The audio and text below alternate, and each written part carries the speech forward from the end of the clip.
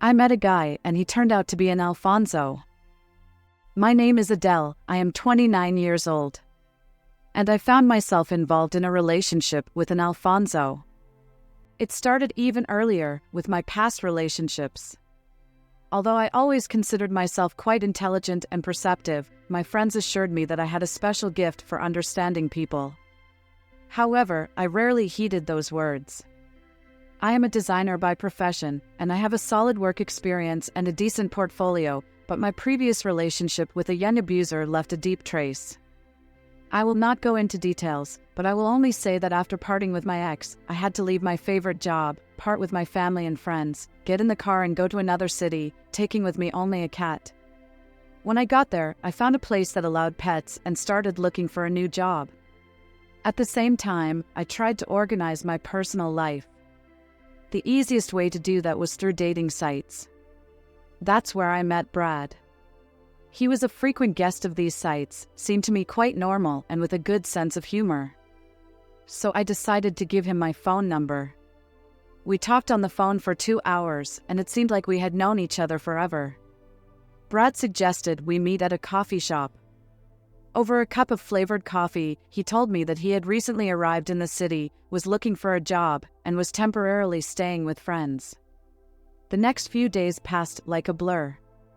We saw each other every day, wandered the streets of the city, and talked about everything in the world. Brad was a fascinating conversationalist. His life stories sounded so vivid and sincere that it was impossible not to be drawn into them. His stories touched me to the core. One night we kissed for the first time, and that kiss was the most unforgettable moment of my life. A week after we met, Brad started complaining about not having a place to stay. The friends he was staying with asked him to move out because they needed to make room for relatives. I offered to let him stay with me temporarily until he could find an apartment. He declined, saying he didn't want to impose, but I insisted. Plus, I felt like we'd have more time together now, and our bond would be even stronger. Brad moved in with me a couple days later. Everything was perfect at first. He helped around the house, cooked dinner, we watched movies together and made plans for the future. Time flew by, and each day brought new discoveries. Brad knew how to listen and hear, and that was especially attractive to me. He was easy and comfortable, and I began to think that maybe it was fate that had brought us together. My mind was swarming with thoughts of how great it would be to spend the rest of my life with someone like him. But gradually, the first warning signs began to appear. First of all, Brad stopped looking for work. Whenever I brought it up, he would say that he hadn't found anything suitable today, but that he would go to interviews tomorrow. As the days went by, he never found a job. Besides, we lived mostly on my means. I had a small savings that I hoped would hold me over until I found a job. Brad kept saying that he would find a job soon, but his promises were becoming less and less convincing.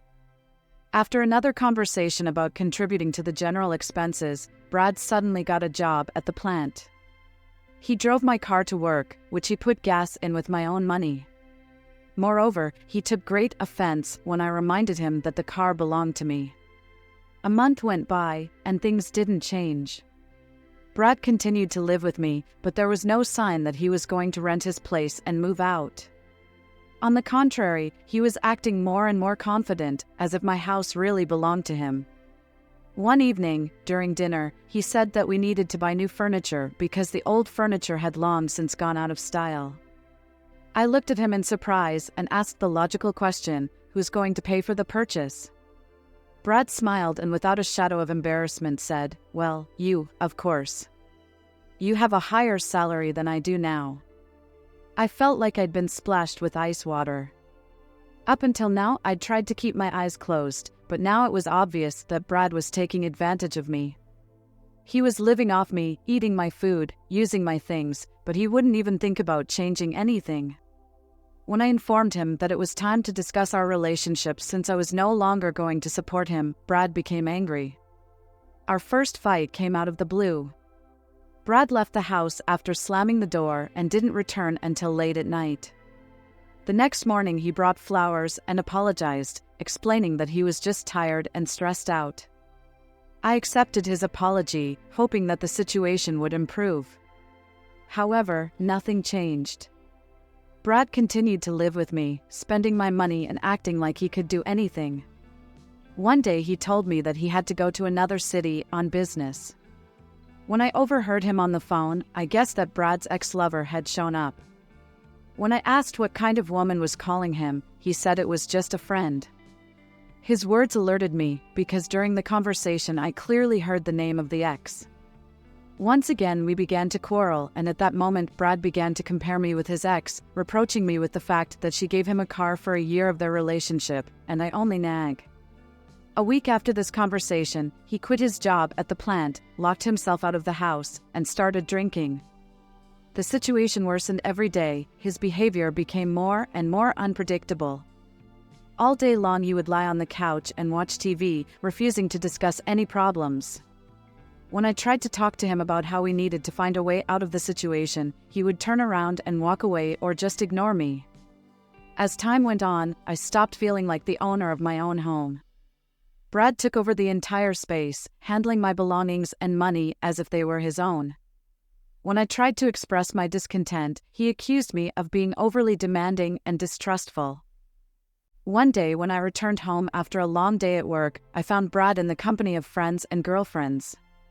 They were drinking wine, laughing, and there were expensive appetizers on the table. I stood in the doorway, feeling the anger boiling up inside me. These people were acting like they owned the house. And Brad, instead of working or at least helping me around the house, was partying with his friends at my expense.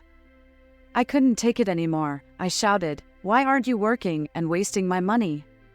Brad came up to me and asked me to give him time. But I couldn't take it anymore. I kicked all the guests out and demanded that Brad pack up and leave. After that night, Brad never came back. I waited for him to call or text, but he was silent. A few days later, I received a letter from the bank saying that I didn't have enough money in my account to pay the loan. It turned out that Brad had taken out a loan in my name using my documents. The amount was impressive, and now I was going to have to pay off a debt that I had not taken out myself. That was the last straw. I called my friends and asked for help. Together, we worked out a plan of action. First, I had to go to the bank and explain the situation, then I had to file a police report. The bank agreed and froze the loan while the police investigated. It turned out that this was not the first time Brad used someone else's documents to get loans. He was facing criminal penalties, but I didn't want the case to go to trial. I just wanted to forget about him and start a new life. After Brad left, I was coming to my senses. My apartment became my home again, but the memories of those months with him continued to haunt me. I often wondered how I could have been so blind and gullible. I was invited to a new job that seemed very promising. It became a real salvation for me. Immersing myself in projects, meeting with coworkers, discussing ideas, it took my mind off the bad thoughts. Even though Brad left, he left behind the fear of a new relationship.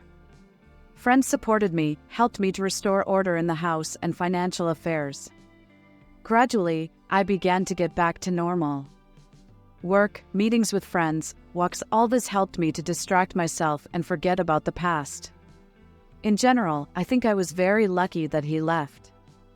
I would probably live with him further, and maybe I would have more credits.